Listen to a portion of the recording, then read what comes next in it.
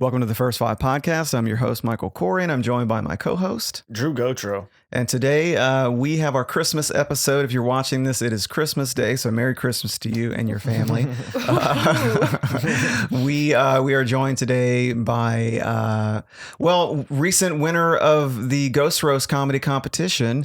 Please welcome to the podcast, Raven. Hello. Yep. I have applause for myself. Merry Christmas, everybody. Yeah, that's right. Yeah, this is our first Christmas episode. I thought about like putting Christmas trees and Santa hats everywhere, but we want to talk about Ghost Roast because that was a recent win. And you went up against a pretty heavy hitter in the comedy scene, and you came out on top on that. So what was that like?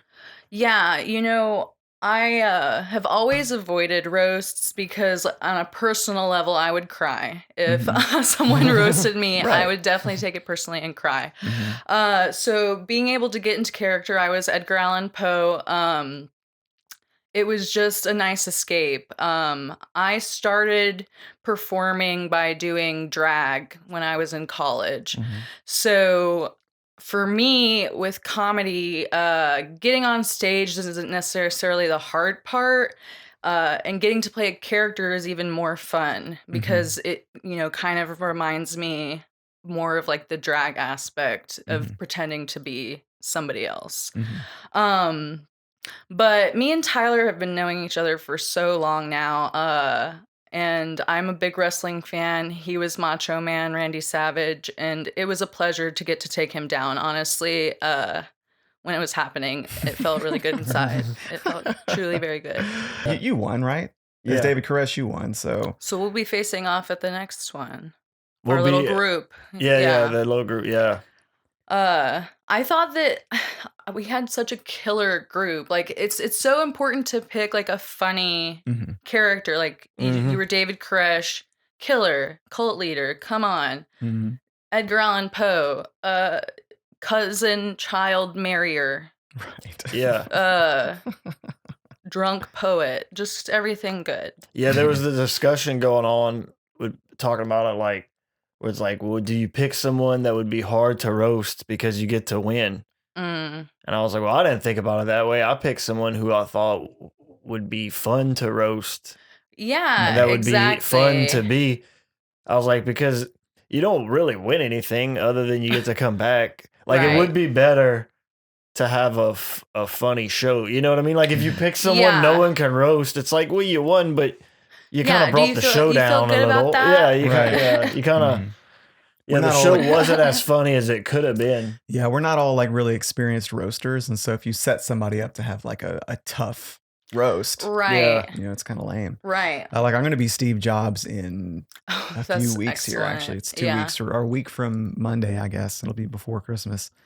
So I won't be able to talk about it until next year. But I'm looking forward to it. I think there's all kinds of like terrible stuff you can say about Steve Jobs, but he's also kind of an asshole. And so he can be a good roaster. Right. Yeah. Definitely. Like, and anybody that has like that iconic look or persona Yeah. is just an excellent choice. I'm honestly so glad that I took part in it. I'm always like in my head up until like the moment it Right. happens. But once I was up there, it was just like, honestly, like one of the first times I felt like really good about myself when I was on stage doing comedy.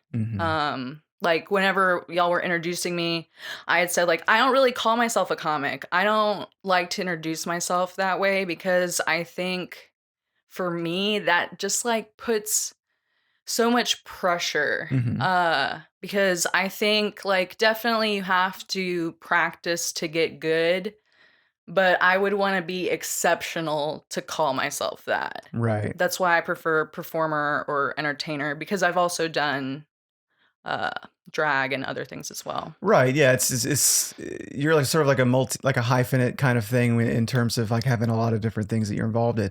I've been giving a lot of thought to that lately, and I've had to come to terms with something like there's something that has not happened yet that I haven't figured. There's an angle. There's something I haven't figured something out yet, and until I do, it's just going to be that was a good joke. That one needs work, but it doesn't feel like I'm a comic.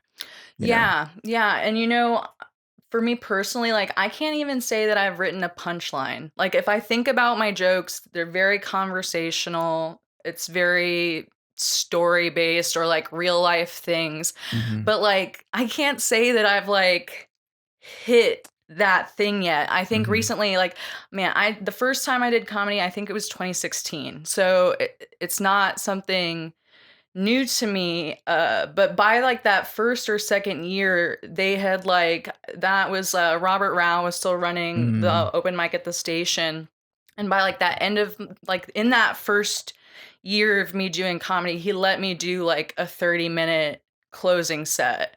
And shit, I was like, I had Josh Watts host it. I was like, Josh, you're gonna go before me, and then Charles Thomas, and then Maggie, you're gonna go, and then I'm gonna go. Yeah, like it was your special. Yeah, and Maggie is just like obviously it's like talent, Right. and it's like literally for the first like I guess the 5 years of comedy, I solely was telling jokes about like a tampon getting stuck in my pussy after sex. Right. So it's just like I don't know. It's interesting to see the growth and how you really do have to keep at it, because there was a point like I told those jokes over and over again for years and they were tired. I was tired of them. Mhm. It was sad. I just felt it felt like hollow. Right. And then like honestly this year I started writing again, and that I think is the key to developing things. You have to write and like constantly. Yeah. I have to write through a lot of hack before I start to feel like I'm actually getting into something. Like my whole process almost exclusively is I have a vague idea about a premise. Mhm. It's not like I don't know. I want to compare notes about this because when I have an idea, I don't know what's funny about it yet. I just know this is funny, and it's up to me obviously to articulate why. But the point is, it starts off so vague. Like, let's talk about your joke, because you recently unveiled something, and we were all there to see it, Mhm. and you were first, and it was your first joke of the night, right? And it destroyed the room. It turned the room Yeah. upside down, and that had to have felt good. I know everybody was coming up to you afterwards and telling you how great it was. What is it? How did that joke start for you? Because you only recently took an interest in the subject matter around the joke, right? Yeah. Yeah, it's about wrestling. And I just started getting into wrestling because well, like Tyler's big into wrestling and Honestly, every comedian like and a lot of times I feel left out in the hang. Yeah. You know, because Definitely. I know some of what they're talking about.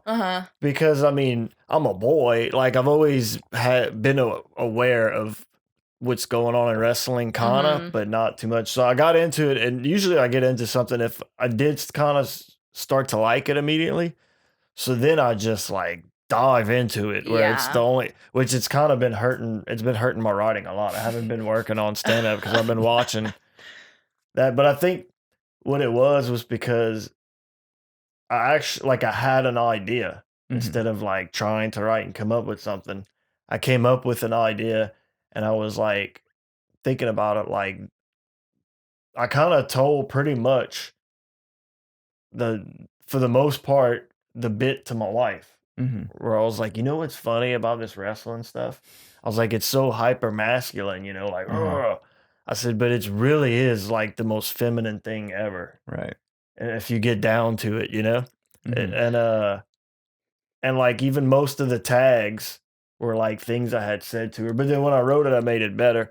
But that was like an anomaly compared to how it usually it's way too long, you know what I mean? And it gets taught, and then I'll rewrite it shorter and shorter, and like sitting down in that one session, it can get shorter. And then there's like go do it on stage, and then you find out it's still way too long. You know, there's still way too much stuff in it, or even certain sentences can be said better, you know? Yeah. And there was like I wrote it out like 4 times or something, and it got a little tighter. But the original first draft was tighter than a usual first draft of a joke. Yeah. I think maybe part of it too is I have a different like mindset to writing a joke, because a lot of times I'll write a joke, I'll have like an idea for a premise, and I'm trying to like make, I'm trying like to try to say as many funny things as I can. Mm-hmm. And while I was writing this one, like I wrote it, and I was like, the first time I wrote it, I was like, damn, this is not, there's not much here. Yeah. And I know it's only going to get small. And at first I was kind of bummed out because I'm like, the whole thing is like, you want to gradually get more and more material. And it's such a long road. You know what I mean? Mm-hmm. Every time you think you wrote 5 minutes, it turns into 2 Yeah. minutes or 1 minute. And I was like, man, this probably wouldn't even be a minute. It was like, it's a page. It's like a page and then a couple lines on the back of that page is all it is. Right. And I was like, but I don't have anything else to say. And then I was like, I thought about it and I was like, well, then there's nothing else to say. Yeah. Yeah. Like, giving people like letting breathing room, you know, like giving people some air is acceptable, and honestly more people should do it. Yeah. You know, like I think a lot of people are like, I have 4 minutes, I have 5 minutes, I need to say as many things as possible and hit all these words in here so that people will like remember me for some reason. And a lot of times you're like tripping over yourself. I think Drew, like you're very excellent at the like the switcheroo, like, you know, you're talking, it's very much leading you in one direction and then you flip it, and it's just, I honestly like am the worst comic participant. Like I sit and don't pay attention. I have been blatantly rude. Like I'm alcohol free, but whoo fuck, whenever I first started doing comedy, I was just like loud, sighing when people said things I didn't like. I'd be like, oh god, oh god, you know. And like I feel like I still do that now pretty much, but it's very impressive to see somebody like with these fresh takes, especially because, like, I mean, for me, being in a sea of male voices, I tune it out very quickly. So it's cool to see new faces like catching my attention, people that are like truly dedicated. It's like refreshing to remember that people want to do this. Whereas like I feel like I've fallen into a place where it's just like I can do it. Does that make sense? Right. Like I think I have never really understood the stage fright thing, which I think is what a lot of people is the hardest thing for them to get over, is getting up there and speaking into the microphone. That was like, that's never been my concern. So I'm sorry, I lost my train of thought. But it's nice to be like in an environment for the first time in many, many years where I actually feel like inspired by other people. Okay. That's how I'll put it. It's been nice to shift, I think, from being in Baton Rouge, where I'm gonna be honest, like I burned a lot of bridges, or you know, and honestly, like actively set them on fire in some cases. To move to Lafayette, where I will say there is like a very strong base of people that are supportive, doing good work, and that want to help you. Because I feel like a lot of times it can get into like I'm fending for myself mentality when it comes to performing. Yeah. And Lafayette has been a nice change of having people wanting to help rather than just, you know, thinking about themselves first, which I definitely do. But yeah, and I find it's a lot of like comedy is very, very, very popular right now. yeah. So it seems like there's way more people who are like fans of comedy or interested in it than there's ever been before. But so that you end up seeing a thing where there's a lot of people there's probably even more people doing it. and a lot of people are like just kind of doing what they saw already with it. You know what I mean? Like they kind of figure out, I like this comic, so I'm going to be like this comic. Yeah, which kind of happens. I think we all do that a little subconsciously. Mm-hmm. But like in Lafayette, there's all these people like, you know, in this local scene, and there's some new people that came after me and people that have been doing it where it's not the same thing I'm seeing everywhere else. Yeah, definitely. People are getting up with like, like that's a funny thing to even be talking about in the first place, you know? Definitely. Like it's a pretty original premises, and people that are their own thing, like that person doesn't sound like someone, you know what I mean? Like some people you could be like, oh, he's like this person, or like you can tell right off the bat who's their number one comedian, you know? Right. Yeah, it is. The like inspiration is sometimes very clear in those things, and it's funny that you say that is, you know, because I did drag for the first time in 2012, and like, you know, y'all probably are not as involved in that scene. No. But like, I feel like, you know, everybody's doing drag now. It's like almost the same thing. Yeah, like, it's definitely, I hear about it way more. Yeah. You can like throw a rock and hit somebody that's like wanting to do drag or like is going to try and do drag. And I do think like that's beautiful. It's like a double-edged sword, because it's like, I think so many people desperately like want to be recognized creatively. Mm-hmm. And being able to like find a voice and get your own platform is, I think, increasingly harder, especially if you don't want to like play certain games. Right. You know, like, I don't know, I'm not on TikTok. I had a friend tell me that TikTok was bad and something bad was going on with it, like conspiratorially. So I did not, like, I had it downloaded. He was like, you need to delete that off your phone. You need to get it off your phone. Yeah, there's questionable stuff about it. Like, even like Tyler, I don't think Tyler works for the government, but I think they do. He's a government contractor. They do. Yeah, they do work for the government. Yeah.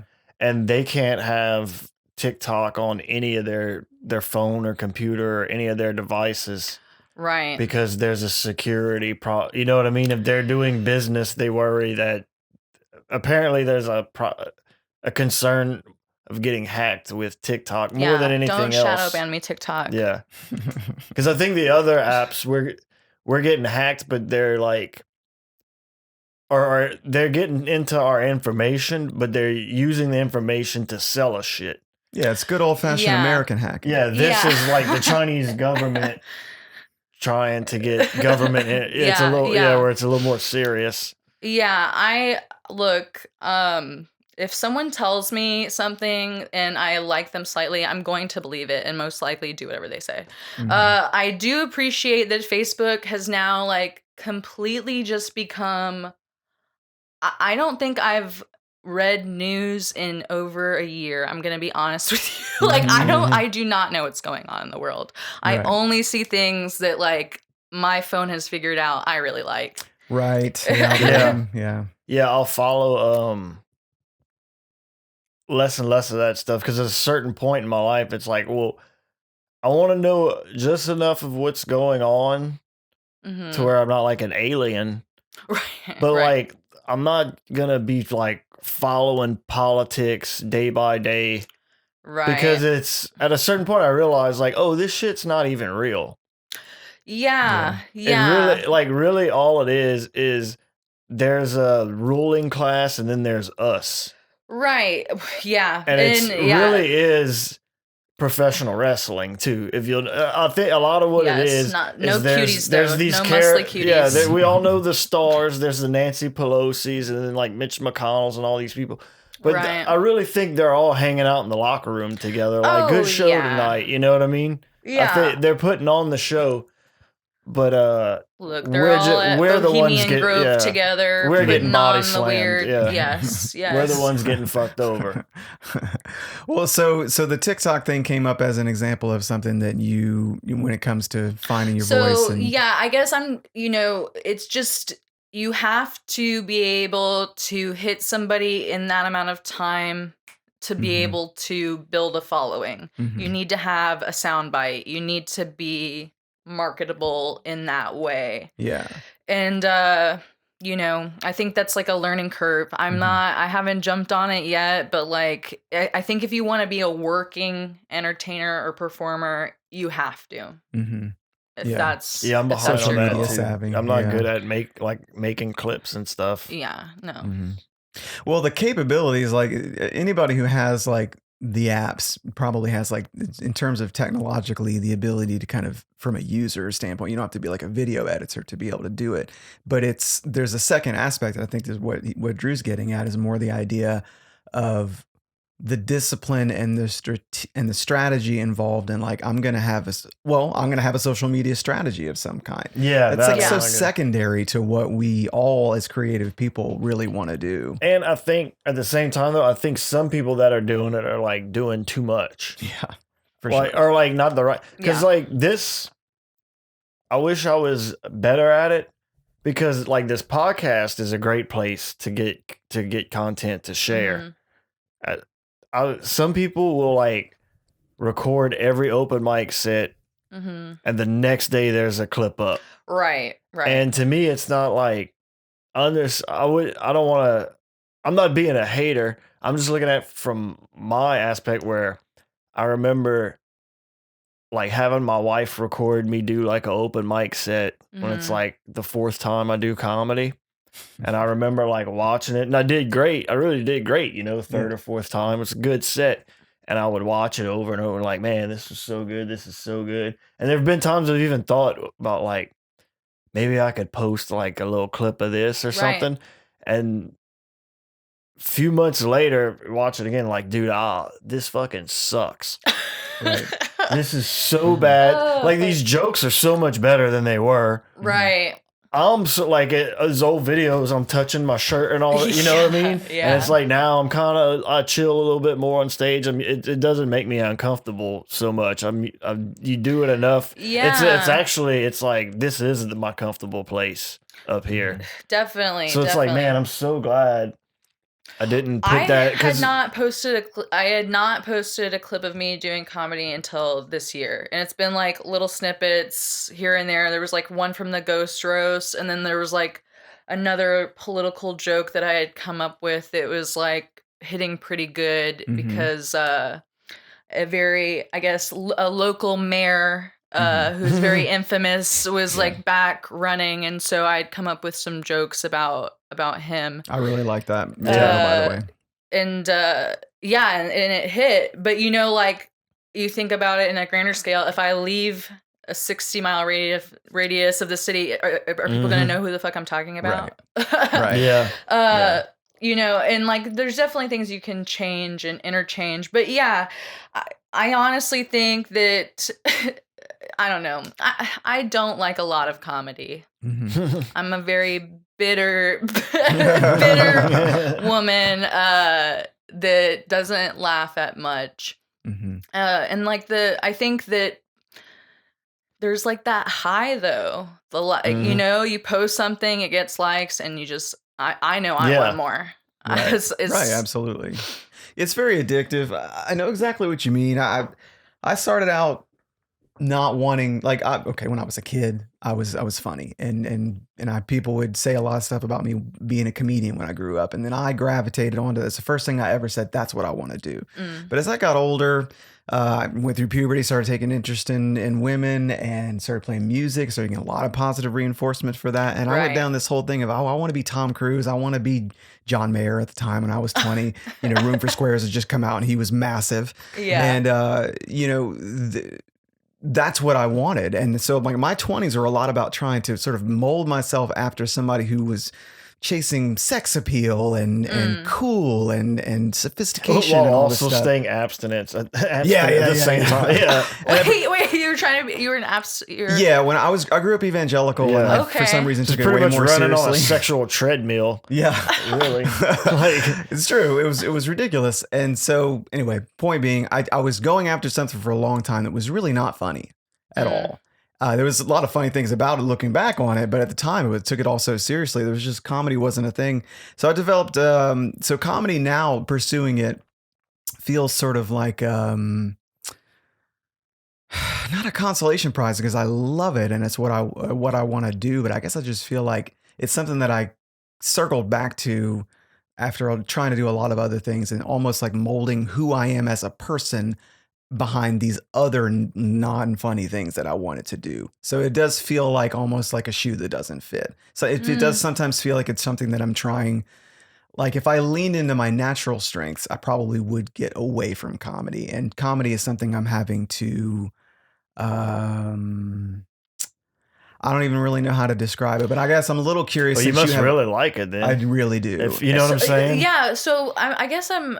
So you think it's like an exercise almost. Like you're not maybe very strong in it, but you keep at it. Or? Yeah, for sure. It doesn't seem to come naturally to me. Yeah, like it's not like playing music. I think it was easier. I see. Because you pick up a guitar and there's a book that tells you how to do it. Like there's no real way to tell someone how to do comedy. There's there's lots of good advice you can follow, but right. Yeah. Yeah. It just has to happen. Everyone's different. Like I can't tell you how for you to be funny. Right. Yeah. You know what I mean? Yeah, I think gonna make some bold statements here. Like, I think that a lot of people think negatively about like comedy courses, like the schools for comedy. They'll promote that. I think Louis Anderson was like the one that, like the big name that had one. I don't know anything about that program. I would never pay for that. I also think though that like improv is a pyramid scheme, and that's probably just at very a certain wrong. point. I do feel that way too. Like, because at a certain point, I'll notice with the improv is like, with some people, it's like an ongoing education for the rest of our life, and then they're paying. At a certain point, it's like you should know improv by now. You know what I mean? It's like at a certain point, you shouldn't have to go to an improv class. You should know how to do improv. Right. You would always be getting better at it. So the class part is the part. But it seems like there's only so much the class can teach you. Yeah. At a certain point, now you do improv. And even though you'll never stop progressing. Right. But I would think you would get better at improv from doing improv more and more and more, just like stand up. Yeah, it's like your therapist, like you somehow like never end up being done with therapy. Right. Yeah. Oh God. Yeah. I think that's interesting though. I think there is, I honestly myself have an aversion to like doing things that you're not immediately good at it. It's hard to eat shit. Like I remember the first month I was doing, open mics, it was going great. I was getting laughs. Everything that's probably was almost going worse good. for it to go that way. Yeah. And then like I think a month had passed and I went up and I told a joke and I like remember it so vividly. I remember a lot of the times I ate shit very vividly. But like I ran off stage crying. There's been multiple times that I have walked off the stage in tears. Michael too. Oh yeah. We can cry together, Michael. I'll bring the tissues. Yeah, it's I don't know. It's the worst. It's the worst feeling to God, yeah. Well, I mean, look around this set and you can see that whether this is not, I mean, whatever, this is a cheap set, but it is, you can look at all the detail and all of the care that I put into the things that I do, from the way I do my hair to the way I do my Christmas decorations to the way that I do this. There is clearly a desire to be really good at something and to throw myself into it. And I'm not sitting in like in a studio making sketches that nobody's ever going to see. I clearly want to be really good at something and be recognized for it. I just got a little bit, I couldn't quite articulate what it is, but I feel like there's something we're both saying about, first of all, having more than one interest. You're interested in comedy, but there's also other things you want to do that you are doing. But also that whatever you do, like if you're running off stage crying, but you still do comedy, clearly it's because whatever you do, you want to be really good at it and be recognized as such. And since comedy is so hard and also kind of like Drew was saying, each person has to learn how to be really good at it in their own way. And there's only certain universals. I think that for me, like a personal journey is like like looking back at myself being the person that like wallows in their misery.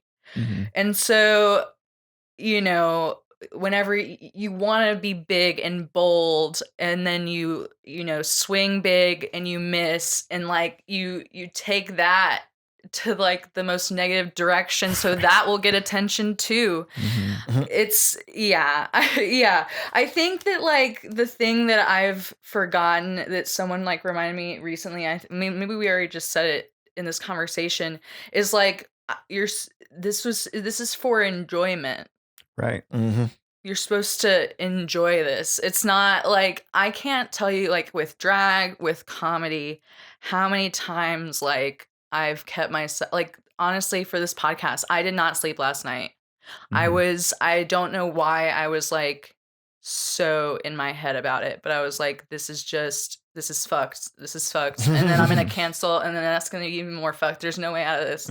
Yeah. Yeah, I was getting all that from all of our conversations. Like I knew that was where you were at with it, Yeah. but I was like, she's gonna see when she gets here that there's like nothing to this. Yeah, yeah. Well, and I think because, you know, I can't say that I'm definitely not the only like publicly bipolar comedian in the world, not even in Louisiana or maybe the city. Maybe I have the city going for me, but New Orleans, I know there's people but you know,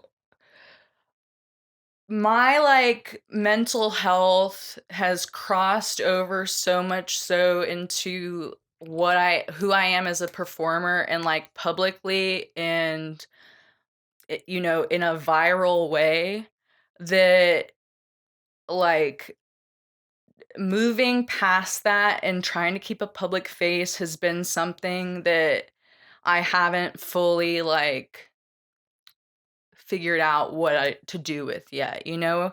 Like when ultimately like I can't say for certain what I was doing when things went down, but ultimately like trying to publicly what's the TikTok term off yourself. You know what I'm Mm. saying? Like that's what I Mhm. did ultimately. Is what it came down to in the end of it. And then like to not succeed in that and you have to keep showing up, you know? Mhm. Mhm. Like that was I I honestly like am still processing it and I think that that is something I want to like learn to get power from as a performer because I think we all have things in our past that we look back on and regret or wish had gone differently or you know a multitude of things. I won't speak in great detail because like honestly there's some things that happen that there might be like a statute of limitations kind of thing Gotcha. going on. Yeah, disrupting public. Mhm. But like you know, I don't know. I came out on the other side and it's like what am I going to do? Like it took me a year like to feel like a honestly like awake, like a human again. Mhm. And I remember like up until that time I would get on stage, you know, I was drinking again. I just was like I wanted somebody to hear me. And I think that I feel like I'm getting way Oh, off are you doing the conversation. I'm were you bringing everyone doing down the with me. I've seen people do this. I'm thinking of one person in particular too. And yeah, and this was a woman also. But it's like it seems like she needed to go like to a meeting, Oh yeah. Oh yeah. but she was doing that. But you know, but she was having the denial about it. It almost seems like Right. she knew that that was the thing she needed to do, but she didn't want to accept it because you Mm. don't want to. It's always like, Yeah. well, I'll stop tomorrow or whatever. Mhm. So she was doing it like at open mics instead, and Oh it yeah. was to the point where it was like, this feels really uncomfortable. This is Right. how we would feel. Oh That's how I felt yeah. Right. anyway. Where I was like, this is like not even like and, people are laughing, but they're not laughing because she's Right. doing great. They're laughing because this is like a train wreck. Mhm. And it's Right. like it's not like I don't even find this funny because this is a Yes. person, and I think this person is probably a really funny person, Mhm. but it seems like they need to get some things straight. Like they need Right. real help. Well, they're in pain. Yeah, and- that's what it is. They're in pain. And I guess they're doing this because they think this will help, but this isn't going to help. It might make it worse. Yeah, I think it's different for every person. You know, like I honestly think, yeah, it just depends on your like flavor of self-destruction in that moment. Yeah, and not Because necessarily. I definitely think that there have been moments where I've been on stage and like it would be like, what is this person saying and doing? Like this is jarring, you know. And it doesn't even have to be that particular example like that. They need to be a meeting, not even an addiction thing. It could be like maybe they need to talk to a counselor or something. Or sometimes it might not even be that deep. It could even be something like they have a problem with someone in their life or their family. Like there's this thing bothering them, but instead of going, they're like, well, I'll just go talk it out on stage. Yeah. And have it's you like, noticed that's not the same thing, you know? Audiences, if you want to write a joke about something that's painful or uncomfortable in your life, the more emotional distance that you have from it, the more you are able to be funny. Because when the audience senses that you're still too close to something and you're trying to joke about it, you always end up crossing the line. Yeah, the crash and burn in the moment isn't so funny. Yeah. You know, it's a lot funny when people talk about it later after they get, you know, after they get to the healthy place, and then they can say, hey, this was, because then it's like, here's this funny thing that I'm stronger because of or whatever. Right. But they've already, you've already thought about, you know, it's like, that's where kind of where the saying comes from. Like, we're going to laugh about this one day. Yes. You know? Yes. I think that, you know, yeah, I just think that some people, me included, they just want the attention in that moment. They want to feel heard or seen. You know, some people are new to it and trying it out, and maybe like they just genuinely don't understand, or that's like where they're at in that journey. Yeah. Well, what you're talking about really kind of gets down to something that I was hoping we were, I even put it on the board here, the artist versus entertainer. Yeah. Do you ever, I didn't know how relevant this was going to be until we we're actually sitting here in this conversation, but do you find yourself sometimes on stage or during the writing process behind the scenes, do you ever find yourself being like, there's something I want to talk about? There's something I want to say. There's an idea even that I want to convey that's big and that I'm going to have to unpack. And I don't know what's funny about it yet, but I do want to talk about it. And then you try to like write jokes about it, and you realize at some point like this isn't. There could be something funny about this, but that's not even what's motivating me to want to talk about it. I want to talk about it, and now I'm trying to write jokes about this topic. Yeah. I feel like as artists, we're more free to say and do whatever we want, but as entertainers, I feel like comedy most of the time falls under the entertainment. I think the reason for that mostly is because it's not, I don't think it's like, well, you have to like pay your dues and earn your right to be able to do that. I just think you have to be entertaining enough to pull it off. Yeah. Because that's the thing. If you're talking and you have people's attention, to keep their attention, if you're not keeping it with laughter, you have to be keeping it with something else. Yeah. Yeah. You know, so I think it's more, I think that's what the thing is like, at least Sadiq, like he did that on the last one where there was a long time where he, like, it was even like emotional. Like he was talking about his sister dying or something in a very long time with no jokes, punchlines or anything. And I remember watching it and being like, I'm so into this right now, which is not usually for me to be into a large part of a comedy special that's not funny. But I was like, but this is a great show I'm watching right now. Right. You know, where it's almost like I would classify that's the domino effect part 2.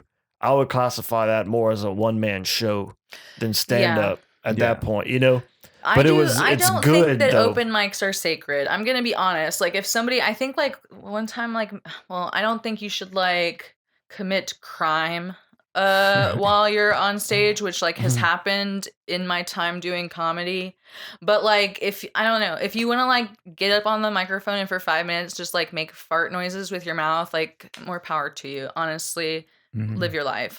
Yeah. I don't take that part that seriously. For me, like the artist and the entertainer is difficult because I think, um, for me, what comes to mind when that topic is said is immediately like people with sexual assault allegations in the comedy Mhm. community, which, I think that when people have different levels of celebrity and power or charm, that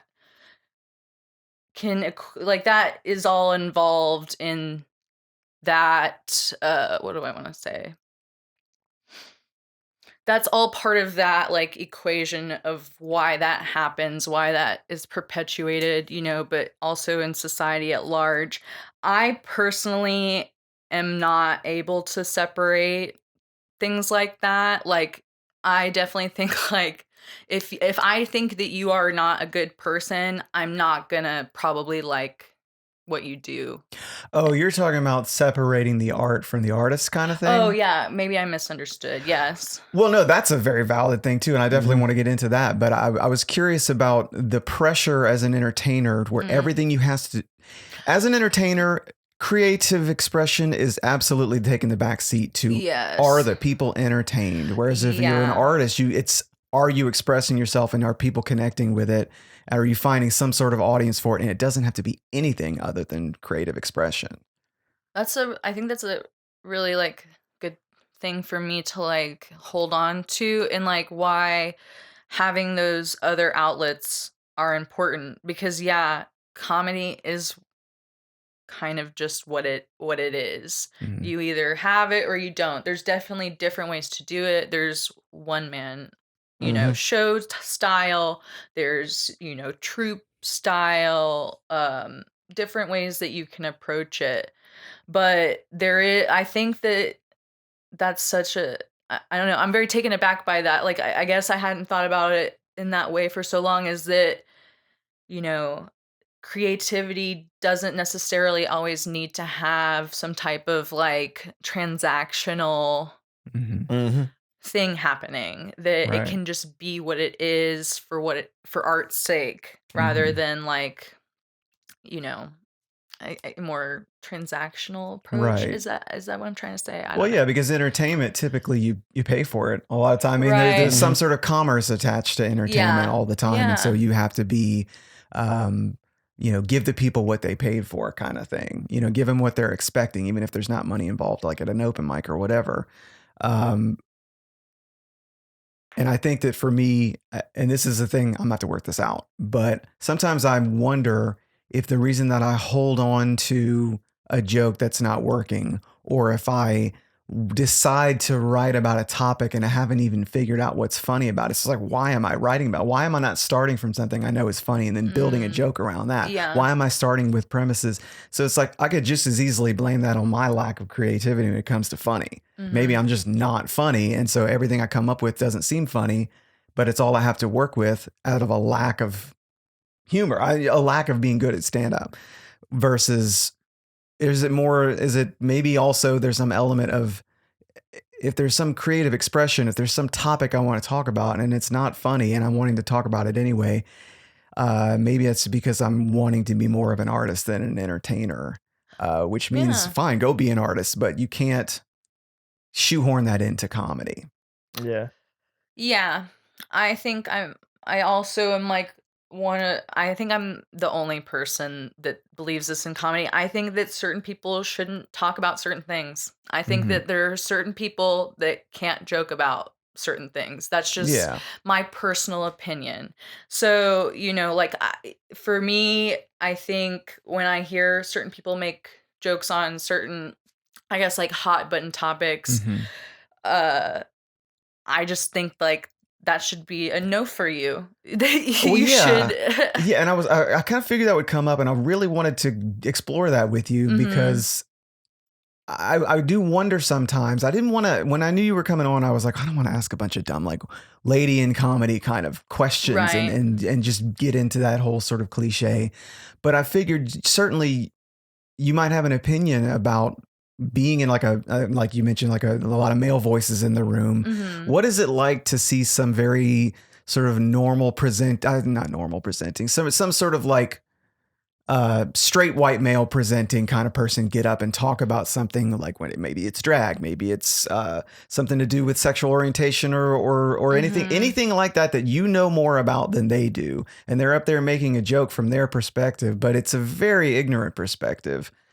What is that like? And if you have any, chime in, but yeah, I'll let her answer first. Yeah. So I do think like, okay, like if you're funny, then you're funny, and I'm gonna laugh. Mm-hmm. That's the only, like, if you're good, you can get by, right? Like, there's no denying funny. But if you're just gonna go up there and be like having shit fall out of your mouth for no reason, I'm probably going to vocally make disapproving noises. I'm not gonna lie. Like, I just think it's icky. I think, like, be smart. If you want to be edgy, be smart. Don't just be fucking I'm a cringe comic, that's what I do. It's like, yeah, you are cringy. You look revolting. I don't think I don't think like edgy or cringy or stuff. It's not supposed to be a goal. Right. I think it should be a thing for some people it is. It should be a thing that, like, I mean, I think I'll say things that a lot of stuff that would qualify as edgy, but I never try it. If I think of something that's funny and it ends up being edgy, then it is what it is. Yes. Yeah, I think a lot of people are saying things for shock's sake. They want to have shock I think value. it's less funny that way. I think it is more funny if it's like, oh my God, that's such a crazy thing that they're saying. Yeah. Like, it's like, but it's supposed to catch you by surprise, sort of, in a way. Right. So it's not supposed to be like a goal. Like, man, how can I, like I want to make sure I can say the edgiest, cringiest thing. It's not.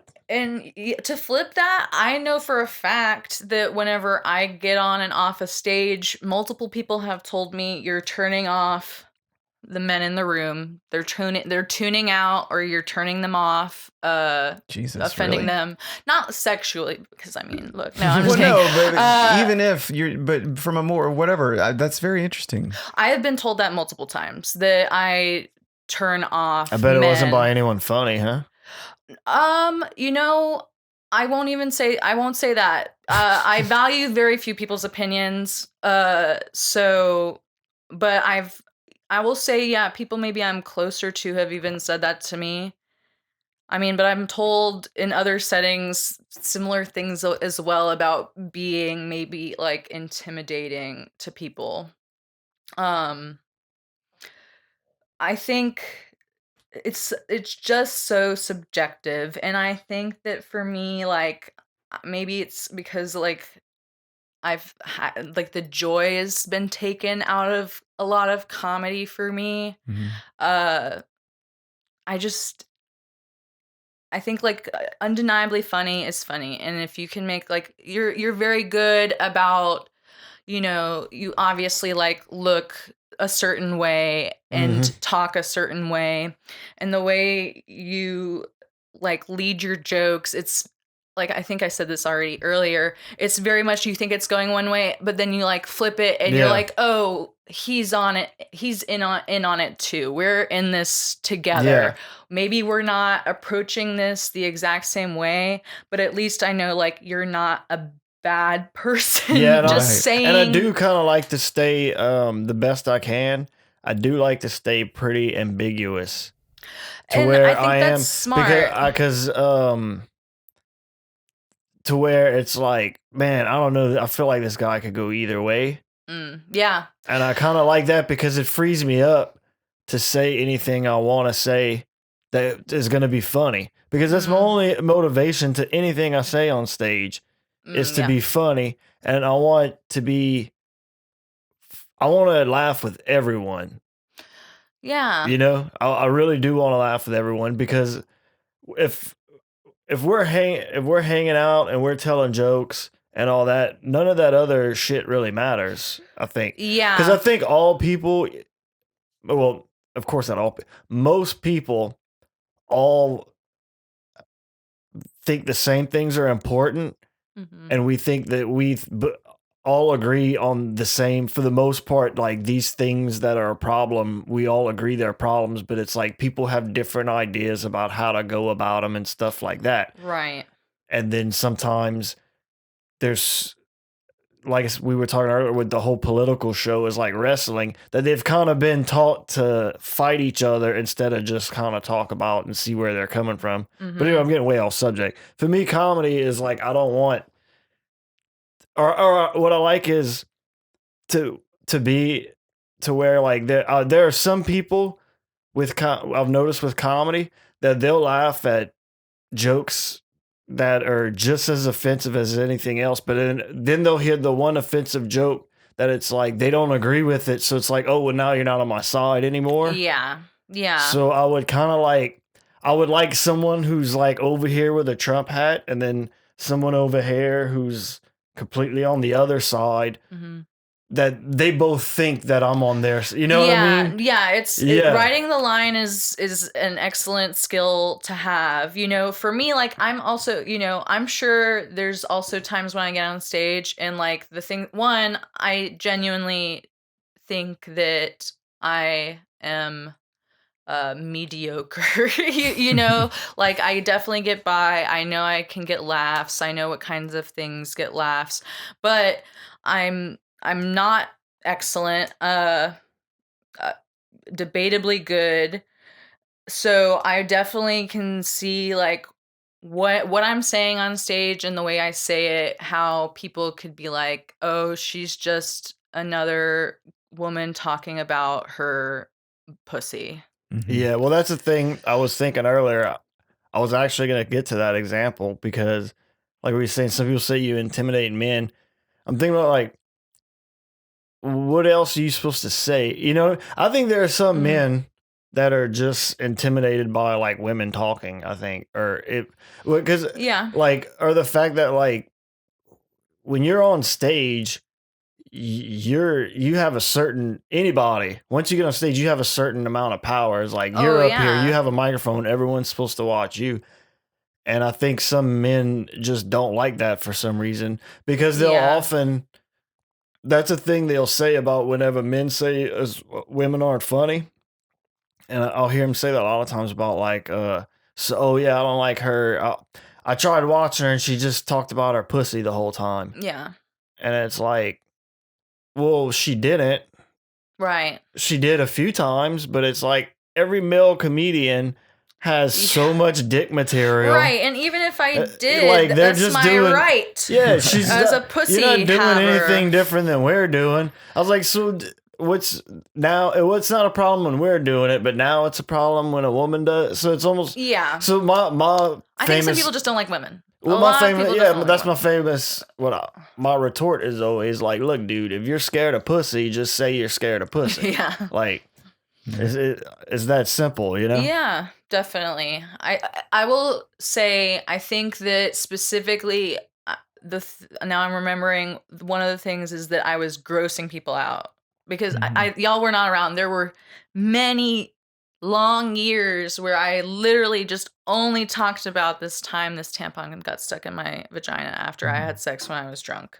And, you know, like it involved a lot of like, I would ask, you know, a man in the audience, I was like, would you be able to tell if you were having sex with somebody with a tampon in, you know, get some audience interaction? And that would go okay most of the time. But, you know, like, yeah, they were like, you're grossing people out.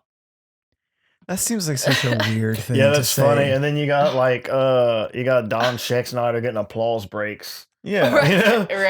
right. Yeah, he never stops talking about fucking his sister. Yeah, it kills. So I just don't get it. I don't get it. I don't. You know, I gotta be honest. I just like I'm listening to you talk about your experience and the feedback that you've gotten doing comedy, and a lot of the stuff just never occurred to me. Honestly, like the jokes that you're talking about work. I love them. I remember the first time I saw you do the thing where you're feeling around on the couch cushion, back at Beer Garden, the first time I saw you perform.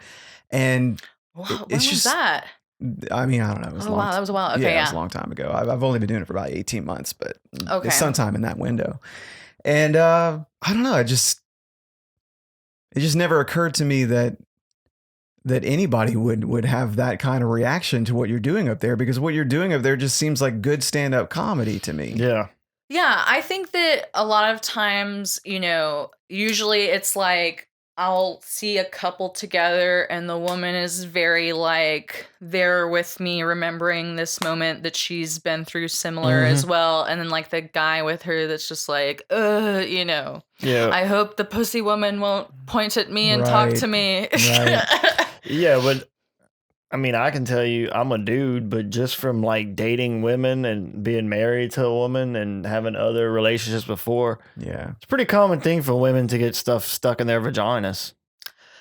Yeah, honestly, the doctor told me that when I had to go, I could not get it out myself. Yeah, or like And the doctor told me that as well. He was like, at least like this is meant to go in there. Right. Are condoms coming off sometimes and you don't notice, so you get shoved up there? Had to fish that out plenty of times. What you're describing is sort of like a weird combination in terms of the people's response to it not being positive.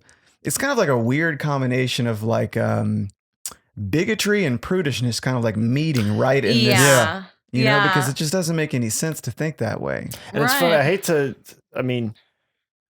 harp on this subject of women putting things in their pussies. But just to circle back to that, I have to say, if I was a woman, like, I'd have a bunch of stuff. Like, y'all don't have pockets. I would have That's where I keep my I'd have things. chapstick up there, keys. Yeah. I just think, and then like also, I want to just factor in on a personal level being an unlikable person, because I have been a miserable cunt on many occasions to people. So there's also that factor. And then I don't know. I think that I am always assuming that people that aren't my like close friends are speaking or thinking negatively of me as well. But I just feel like that's like the game with comedy. You talk shit. Yeah. That person turns around and you're like, yeah. I listened to a podcast yesterday and it was Chris Williamson interviewing this Canadian professor who's writing books and doing a lot of research about how women bully one another and the way that women use a lot of indirect aggression as opposed to men just coming straight at each other with fists. And as she sat there and just for an hour and a half, just went into great detail and citing study after study after study, explaining that, all I could think is how when we watched that documentary about chimpanzees on Netflix and how it's like, they're just describing the comedy scene. As I sat there and listened to all this, I just thought this is, because you almost never hear a story about local comedians in the South Louisiana collection of scenes, something coming to blows. As many times as I hear people, these are mostly men that are in the comedy scene that are having conflicts with one another. You almost never hear about them getting into a fist fight. I've wanted to punch a couple people a few times, but you just don't hear about it happening that much. A lot of what happens among comedians, man, or whatever your persuasion, however you identify, it seems to be a lot of that sort of indirect rolling your eyes at somebody when they look away. A lot of comedians are fucking dorks too. Yeah. That has a lot to do with it. Right. Like a lot of these, that's what I'm saying. A lot of comedians, we're not the manliest dude. You know what I mean? We weren't the guys like meet me at 3 o'clock. Or, that's the thing. I have straight up like had people walk in a room and I give them like recently a comedian that moved came up to me and was like, Raven, do you dislike me? And I said, yes, I do. I really do. And I explained why. And he was like, you just like look at me with disgust. And I was like, yeah, because I'm pretty disgusted by you. So. Well, see, but you know what's so interesting about that is the idea that whoever this person was, they felt comfortable enough with you to just ask you the question. And then you felt comfortable enough to be like, I don't like you. Let me count the ways. Right. And I don't know how that conversation ended. I don't know if it was productive or not. Usually if somebody asks is because they're hoping to resolve an issue, I would think, not that it's just morbid curiosity. So y'all had enough of a relationship to be able to have that kind of conversation. Yeah. So that's so interesting to me that, I don't know, I guess there's obviously, we can talk off mic about it because I'm sure you don't want to just call this person out. But did it catch you off guard that they wanted to clear the air? Because doesn't that just by itself, their interest in what you think about them? Honestly, yeah. that is a good point. The fact that they would even give a shit. Right. Because honestly, like, I think that if me, like, I think me and a couple of people in the local scene, don't ha- don't have the best history, don't have the best relationships. And but a lot of that is like, I know that they're talking about me. I'm sure they think like that they know I'm talking about them, but it's never like Not we direct. interact because they ultimately don't give a shit about Mm. me, you Mm. know? So that is interesting. I think that, you know what, thinking about it, I genuinely think that he was interested in affecting change in what I had to bring him. But we are not friends. We will not be friends. Mm. He has moved. Mm-hmm. I do not have to see him. He Yeah. blocked me. Well, that's okay. Yeah, I mean, I think I spent like probably a few people. I said more or less figure out who it was, but um, it's the whole thing. Just to take it back to the idea of indirect ways of being aggressive with Mhm. people. I think I feel like our comedy scene kind of runs on that. Yeah, I love gossip. I love gossip personally.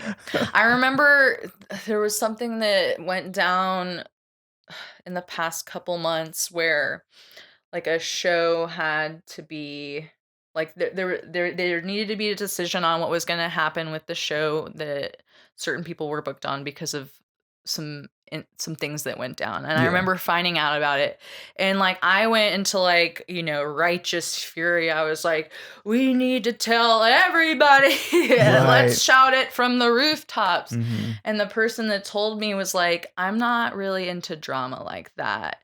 And that took me so aback because I was like, for me, what feels like something that's so obvious about like what should be done is Mm-hmm. definitely like, no, let's just move on. Yeah. Let's just move on. And that's, I think, how most people approach it. And I'm not going to say that that's the wrong way, because ultimately, when it comes to like the influence of people in this group, this scene, I definitely am not anybody, like I'm not booking any comedy shows. I don't get booked that regularly.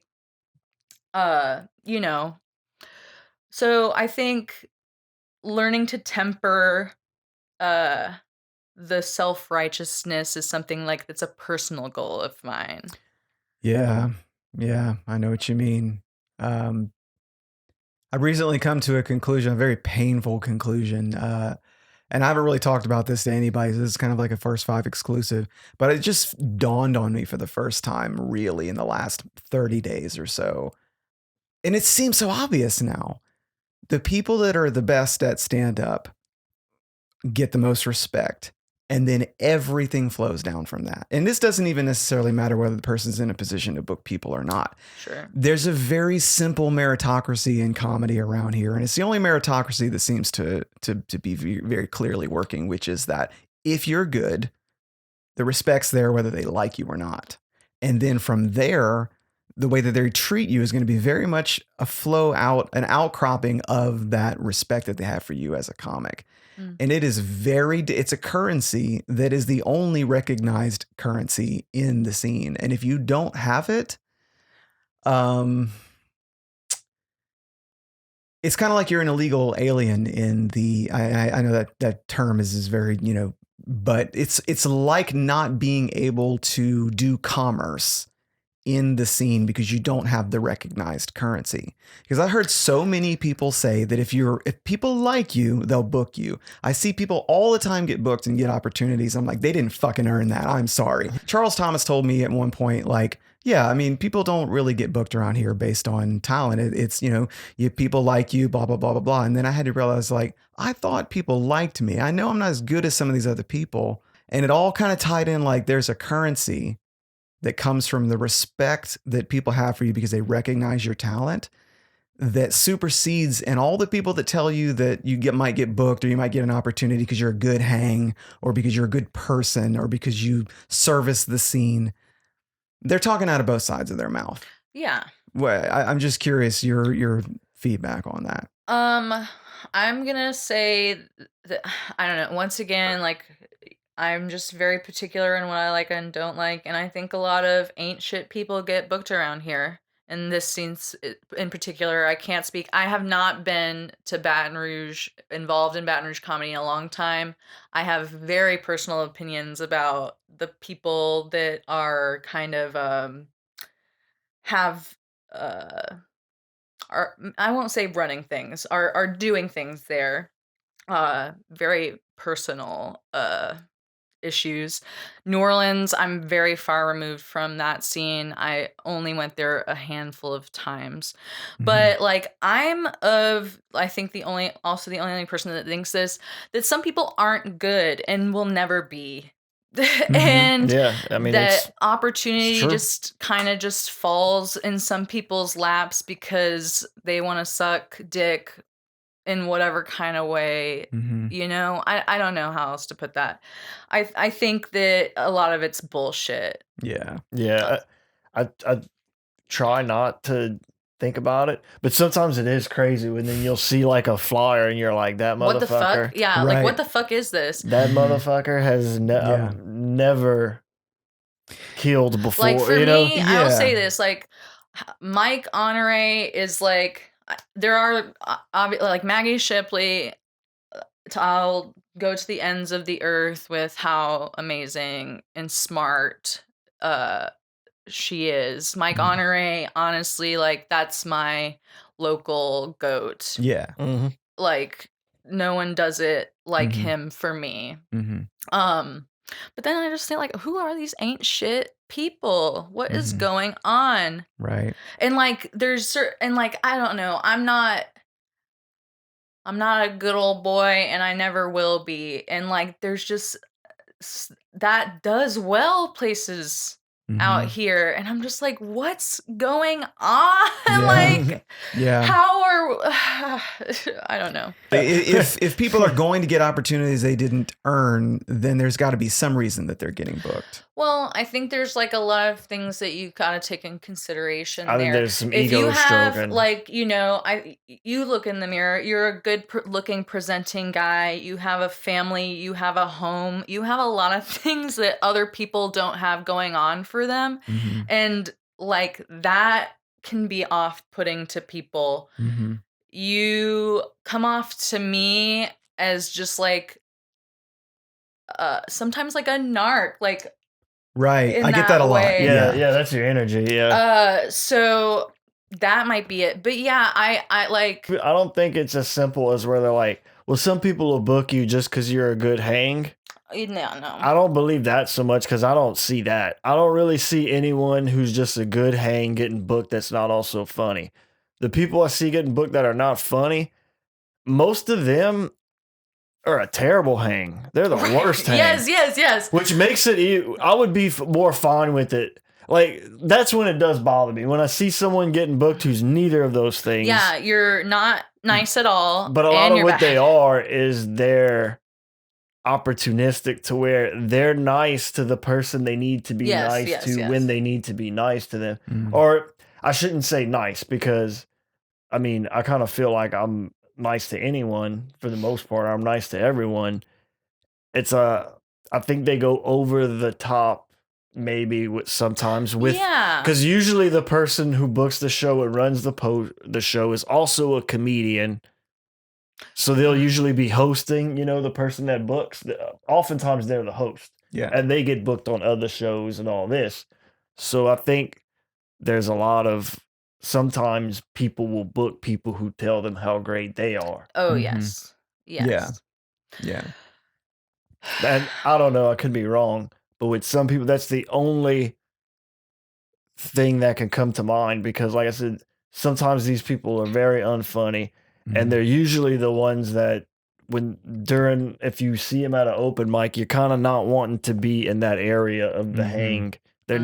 They're just not that fun to hang out with. Right. But they're opportunistic with their friendship and or their Yeah. charm or whatever. Yeah, Yeah. or maybe they have the car of the group, you know what I'm saying? Like they give Yeah. people rides. Yeah. I don't know. Are you Are you just like wondering why it's not happening? Well, I generally just kind of accept that because of my comedic development being so slow and me not really knowing, is there just a really low ceiling and is it never going to get any better? I don't ever think I earned a booking. Right. Why am I not getting a booking? It's more like, I know I'm not necessarily earning it, but I know a lot of these other motherfuckers aren't either. So what is the difference between me and the other people that get opportunities they didn't earn? Yeah. Because they're not necessarily always, usually I can look at, and we kind of talked about this a little bit, but I can look at somebody and say, oh, well, they provide opportunities too. There's a trade going on here. Right. Yeah, that's when it's obvious. Tyler opened my eyes to that when he said that. He was one of our first guests, and he said like, well, people wonder why I book people sometimes. How about because they book me? Yeah. You know, so because there are some people that is the only reason they get booked. I Right. think it's because they book shows, or they might even Yeah. they might even book like one really hot show, Right. so they'll get booked on other shows yeah. just So because people want to get booked on that show. So you've got people that have something to trade. You've got people who I'll look good to the community if I book this person, and there's different reasons for that as well. And then you've got the people that are getting it on merit. And then you could even see some people that are getting it because they really are, this person's my friend, they've been doing it, they're not the best comedian in the group, they're middling, you know. Yeah. But I'll give them an opportunity too. But there's definitely like a significant chunk of them that are also getting booked, and I can't do the math on why. And I never wonder why I'm so funny. Why am I not getting booked? I just don't understand why I don't get some of those other bookings. Dude, I don't really get booked either. I was going to bring him up too. I get booked in Lafayette by Jason and John Merrifield, and they book me as much as they can book me without someone being like, hey, this is, you know Burnout. what? Yeah, you just know? burnout. Yeah. Or yeah, or they only run so many shows. Right. If I got booked any more than I did, people would be like, I guess Drew's going to be on every show. You know what I mean? Right. So they book me. Same thing with Jacob. He books me as much as he can book me for the amount of shows he has and the amount of people. Mm-hmm. Other than that, there's not that much. I've had, I really don't get booked in Baton Rouge. Lots of people know me in Baton Rouge.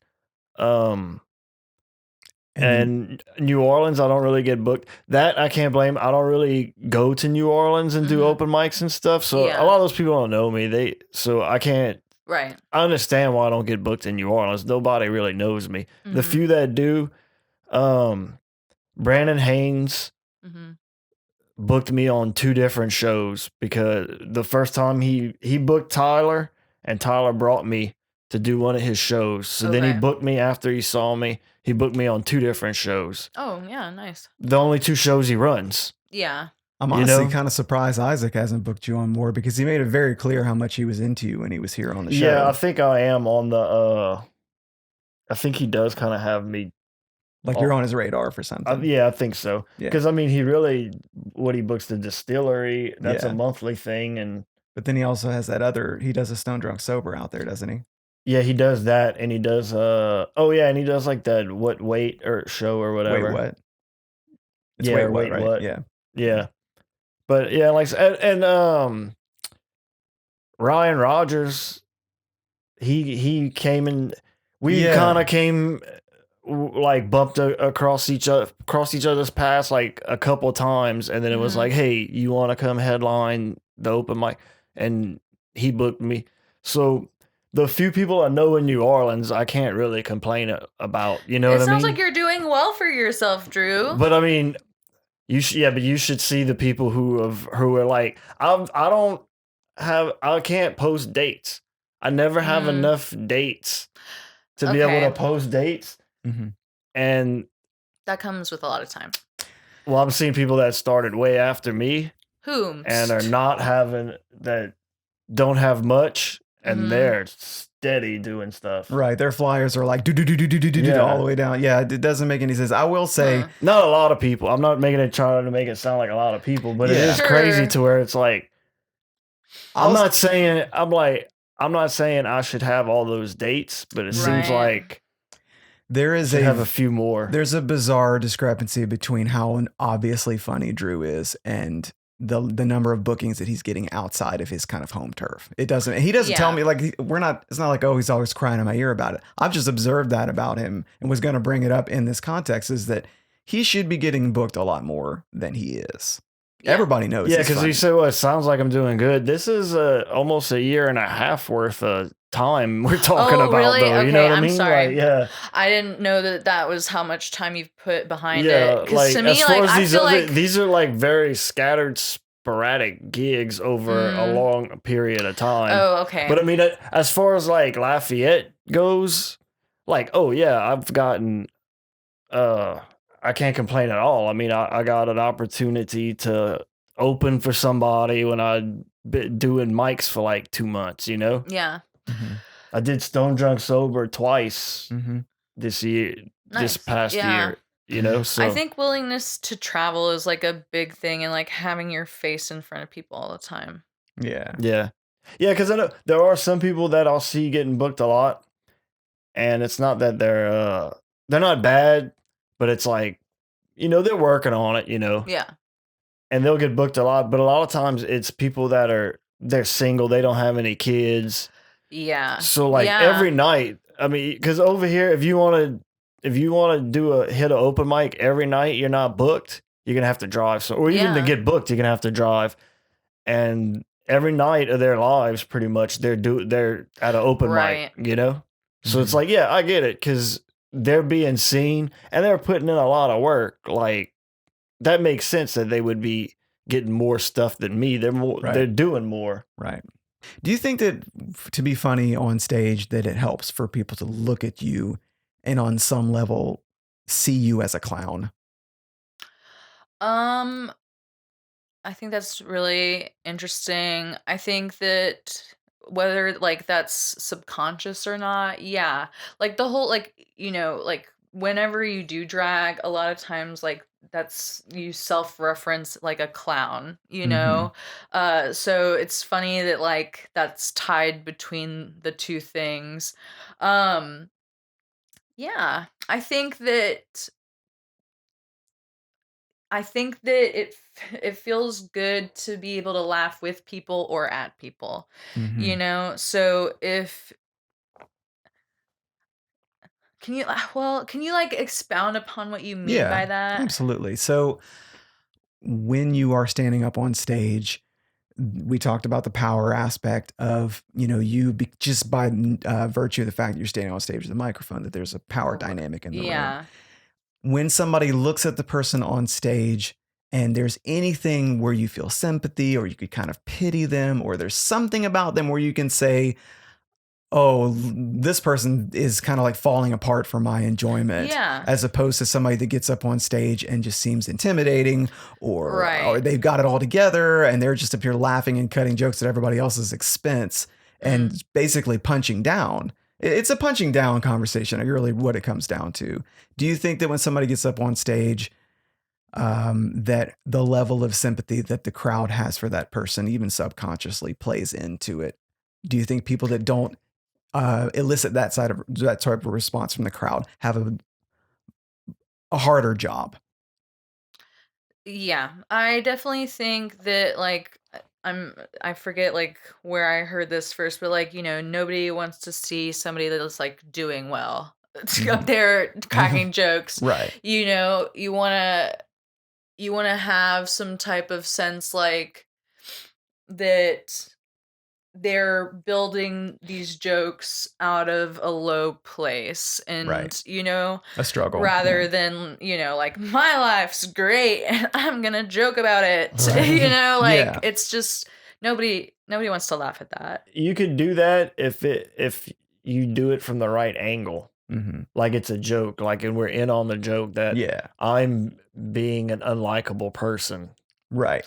You know what I mean? Yeah. You know, and like, Absolutely. I don't think that like, is being a clown, like, is that negative? Well, I think that there's something about the aesthetic and the role of what a clown is that, so, okay, for example, sometimes like the clown sort of is the heel. Like the clown is the butt of the joke. Yeah. in a way. Yeah. Yeah. Okay. There's something about like the way that sometimes people use clown as with a negative connotation too. Like, look at this clown. Right. Yeah, I You do know. all the time. Because you'd be surprised my answer to this question if you know if you follow this podcast and know I don't like clowns. When it comes to clowns, I'm gonna stay in the past. I'm not gonna evolve into these days. I'm prejudiced against clowns.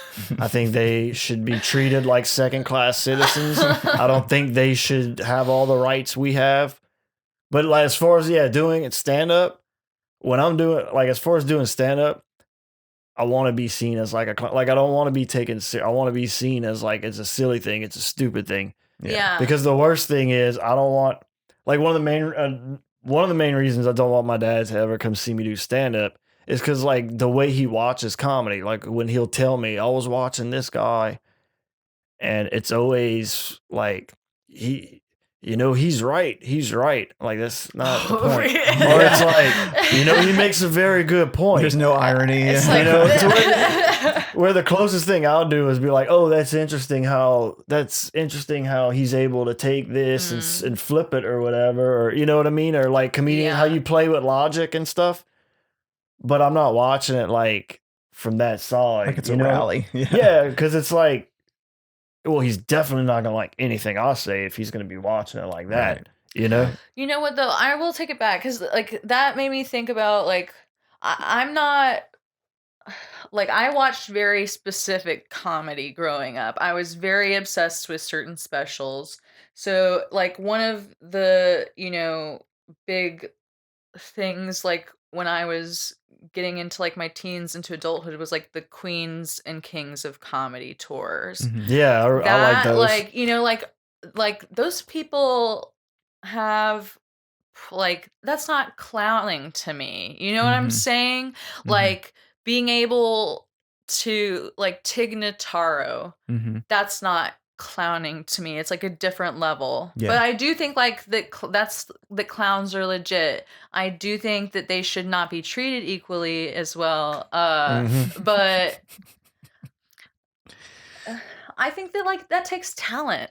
Mhm. It takes something. Yeah, but I get annoyed when I see clowns dressed as clowns, but like doing regular people shit. Oh yeah. Mhm. No. Yeah, that You need Which- to be having balloon we're probably animals. beating that horse to death on this podcast. But I from on stage one time acknowledged a clown. Like, do y'all not see this clown? Like he just knocked, and he wasn't having it because I guess he's clocked out. You know, he's like, hey man, Right. I've been doing clown shit all day. I'm exhausted. I gotta go home to my clown wife and hear her bullshit. Like, this is my time. Right. You Well, know? I'm Yeah, it's just kinda like- trying to enjoy my night. Like when you go to a daiquiri Yeah. shop and you see the guy who clearly just got off his shift at the plant. Oh, That's yeah. basically what it was. And I he's just like, like dude, my daiquiri. Yeah. Yeah, because I've been the guy that works at the plant. And right. that guy doesn't like, hey, buddy, how you doing? You know? He's wearing a costume because that's like what he does for a living. Yeah. But like if you think Chevron sucks, so do I. I don't give a shit. Can we just let's Yeah. let's talk about football and give me a drink, whatever.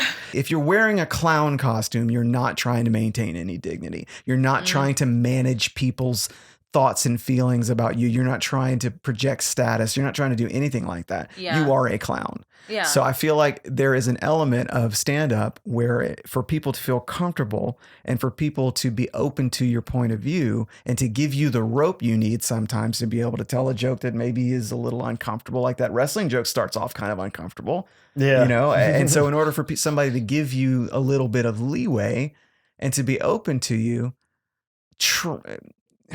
there's a certain sort of clown-like aspect to comedy. And you basically already said it. Like people don't really want to hear somebody get up on stage and tell jokes from the point of view of somebody who is succeeding at all the stuff that people struggle at. Motivational speech, you Right. know. Yeah. But like also like people don't. They also like it can go over the line, like we talked about earlier, where it's like you should be at telling this to somebody with a degree, like I Right. don't want to feel sorry for you either, Right. but then also for me personally, have lost my dignity long ago. So like all of this, I'm just like, as long as, call me anything as long as you're calling kind of deal. Yeah. That's how I approach entertainment. All right. So we've been skirting around this all episode. I'm ignorant, I'm square. I want you to tell me when you say I do drag, obviously the first question I'm assuming that everybody's going to is like, wait a minute. Right. So does that mean, what does that look like? Because if I think about somebody dressing up in drag, I think of the cliched thing of like somebody who kind of has a masculine appearance taking on a more feminine aesthetic. And so does that just go in every possible direction? And what is that for you? Because just educate me, because I just don't. Yeah, I definitely think that drag is just kind of, playing with gender expression, and it can go any direction, which way you'd want it. For me personally, they can be called hyper queens, which is for hyper feminine. So I'm just a more big hair, big lashes, big makeup, big costume drag queen. That's why I called myself a drag queen. That seems to be like the most popular one to me. I mean, it's very fun. Yeah. There are drag kings, which is typically somebody that is female dressing male, but there's also trans men that perform masculine, or trans women that perform feminine, women performing as women. There really is just no restriction. Right. Drag is purely like, it's just performance, a lot of times playing with gender. Gotcha. Yeah, is it almost in a thing to where it's like, it doesn't matter, like if you want to look pretty or whatever. Yeah, you just need to look good. You can be a entertaining. girl or be Yeah. a boy. It doesn't matter. Kind of like almost like David Bowie used to play with the gender stuff. Right. You know what I mean? Yeah, definitely. And it was cool, Right. A But thing he like was that. performing music. So I'm just curious, like, if drag is that, if it's that broad and there's that one key element of it and the rest of it is kind of fill in the blanks, does that mean that people do like spoken word performances? Are they doing music? Are they doing karaoke? Or like, it's just kind of anything you want to do in that time slot? Yes. Yeah. Okay. I think that obviously, like, the classic lip sync to a mix, which can a lot of times very popular now, is like pulling quotes from pop culture, big movies, or moments in TV. One time I opened for a Baton Rouge metal band called Christworm, and I did a segment where I did the God Warrior wife swap speech. If you're not, are you familiar? Okay, so it's this woman from Louisiana, their wife swapped, she gets back to her family, she's very Christian, you need to just look up God Warrior wife swap if you have not seen it. So she's just like freaking out. She's not a Christian. She's she's dark-sided. They tampered in dark-sided stuff. So it's just this big long speech. So I did like a spoken lip sync. The other couple was black? No. They were atheists. That was low hanging fruit, this joke. But, okay, I was not gonna take it. You can keep that fruit. Keep it down there low. I like the high fruits. Now I see the dark side. Okay, yeah, you got me there. So it was a spoken word piece, lip synced to that. It can be lots of things. Some people, they can sing and play guitar. Some people ice skate and do stuff. They're big on brunch. Brunches, I've noticed that they do a lot of brunches. So just going out and hanging. What does that look like? So you're like, you're eating brunch and they're just dancing around lip Just a syncing. bunch of people having a good time. Yeah. So it's like a jazz lunch at Yes, like yeah, okay, yeah, gotcha. All right. exactly. That actually makes a lot of sense. That sounds like fun too. Mhm. Yeah, and like very controversial in Lafayette for the hot second was the drag queen story time, Mhm. Yeah. which Oh, was the library thing. yeah, Yeah. which was testing to see if drag queens can read and them failing. No. Or it was a program to teach. Yeah, drag we're queens teaching. to read. Yes, Yeah. that's our. And then all the bigots were like, "No, So don't let them read. No. I remember hearing obviously Then they'll know how to vote." Right. Yeah. Exactly. So I know what the opposition. I heard the arguments from the opposition about why people didn't want to do that, but I never really got to hear because there really isn't an argument on the other side, right? It was just a fun or a For them good not to thing do to it? do. No, I Yeah. heard all the arguments why they shouldn't do it, Right. but it didn't seem like there was an argument for why they should do it. It was just something that they wanted to do, and there didn't need to be a reason. Yeah. Yeah, they didn't need to have an So, argument. Yeah, that's the thing. I think Basically, that- they didn't need to give a reason. That something that probably is not taken into consideration is just like representation and seeing children being able to see, a queer person, just embodying themselves and, doing something fun and engaging. Mhm. I think like more now, more than ever, queer representation is growing. But like it's important for children to see different possibilities of what someone can do. Right. Yeah, I've had like certain family members like try to get me fired up and upset about that, Mhm. and I was like, it doesn't. I don't understand why it doesn't have any effect on me whatsoever. Yeah. And that's the thing. They're like, Yeah. they're coming for your kids. I was like, no, they're not. I was like, I'll have to take my kids and put them in the car and drive them down there. Right. Like they don't have like drag queens kicking in our door with Dr. Seuss, like, let me read to your fucking kid, like they're not breaking into my house or anything. They're down at the Right. library. I don't take my kids to the fucking library. Right. And I saw I saw like a guy arguing on the internet. This is one of them times I got trapped into arguing with a stranger Yeah. on the internet, which is embarrassing. And he's like, why don't they do a Bible reading to the kids and why don't they have that instead? And I was like, that's a good idea. Go have a Bible reading Right. at the library. You could do it. Yeah. That's the thing. I don't think enough people. You can do it as long as you don't force drag queens to go to your Bible. Right, Then right. you can still do it. Just like no one's forcing you to go to the drag queen thing at the library either. It's okay. You can just not go. It's perfectly fine to not want to go. Yeah. That's okay. Yeah. But to tell them, that's my thing is I don't think I have a right to say you can't do this thing over here that I wasn't gonna go to any. You know what I mean? Right. What does it matter? I'm Right. not Like, even. why are you over weighing there. in on this? You do. It Yeah. doesn't affect you. Yeah. Yeah, and then I mean, Jesus, man, like that's the thing that people they take for granted, like especially evangelicals. I can say from lots of experience in that area. You get together and do that every week. If you Yeah. why don't they do the exactly. Bible? Right. It's because Yeah. on It's called every Bible street study. corner there are churches every Sunday. If you want to go sit down and listen to stuff, but you don't get to see something like drag get normalized. Right. Right. And so that's why it's an opportunity. Yeah. It's like people just don't understand yeah, what it's like to be You have to. Yeah, they silent don't majority, understand. It's the you know? same. It's the same rights. right. You know what I mean? Like if you're a Christian person and like you don't believe in homosexuality, Mhm. okay, and you think it's a sin or whatever, that's your right to believe that. I mean, I don't believe that, but Mhm. that's your right to believe that.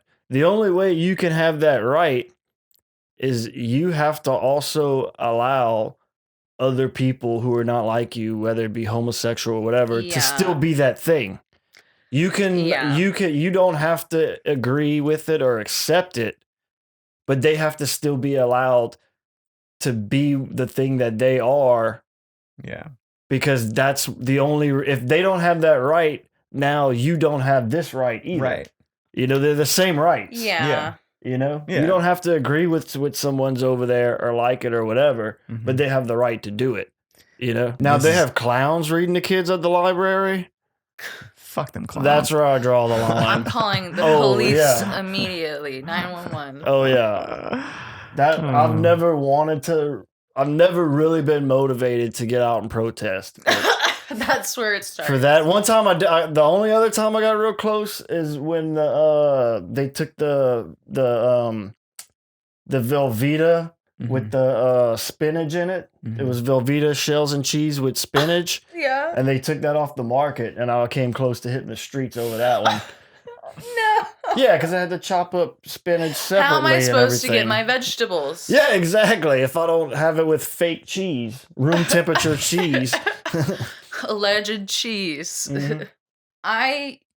Whenever I did a 12-step program the first time, Mhm. I was like, I was very anti-God. I was mad at God. So I was like, there's no higher power. And finally, like, at that moment, like, I was just like truly needing something, and I was like, well, without a doubt there are aliens. Just statistically, could there be human life in like the expanse that is the universe? Probably. And then we're going to get into the argument, is that like a life form that we would be able to communicate with? Look, Right. that's where it becomes debatable. And then, if you do say yes, there is like intelligent life forms, then the Fermi paradox comes in, which is if we are both coexisting, why have we not interacted yet? Exactly. And there's many different ways to look at that. One, you would need like a multi-generational spaceship to travel from our planet to these other beings, or that they already have been here. Yeah. Or are amongst us currently. No. I did get into a little bit of reading about the Anunnaki and Jesus as a human alien hybrid, which I'm kind of that's fucking into. badass. I've always, that's my thing. They I'm should. kind of into. I'm telling you, man, they should revamp like that. New Christianity. Instead of Yes. dragging crosses down the road when I'm on Yes, a yes. podcast, they made Jesus an alien. I think Oh, it yeah. would get their numbers up way more. Yeah. So I like whenever, and honestly, at that time, I started like praying to aliens, and I received, like that was the, when people talk about hearing God in prayer, like I never understood what that meant, but I did pray to aliens, and I did definitely like, I felt whatever I was sending out was received. That's what I have to say about aliens. If they are fuckable, I will fuck them. That was going to be our next question, actually. Yeah, I'm on it. Yeah, that's I'm really on the it. only reason we like talking about aliens is because if it's like a Could whole we new. fuck them? I saw a thing that said we probably couldn't, and that makes me a little bit sad. Yeah. Because Well, I can tell you right now, that's a negative thinker, whoever wrote that. Yeah, we don't they even are- know anything are you about really them thinking yet. hard enough? Yeah, Yeah. yeah. Yeah, I mean, like just watch Star Trek. That's all they were doing. Oh yeah. Yeah. Riker stayed fucking. I mean, you could figure out a way. I mean, there's people there right now. There's a young boy fucking some inanimate object yes. in the house. Yeah. Yeah. And Yeah. some young women. True. Yeah. It's objectively easier for young women to fuck an inanimate object. It than is true. Yeah. Look, there's a hole on y'all's end. Oh, for sure. Yeah, but I having a dated hole. a guy like Broom. He told me Broom was his thing. Wow. We That's- did not. that's tough. Yeah, what about the Because- splinters? Yeah. Yeah, no. He Well, had not other only that, issues. but do you lob off the end of the stick and just use the part? Because like, dude, that's a liability to have the end of the broomstick just hanging out. Because like that could just get Yeah, hit by it's- anything. You know what I mean?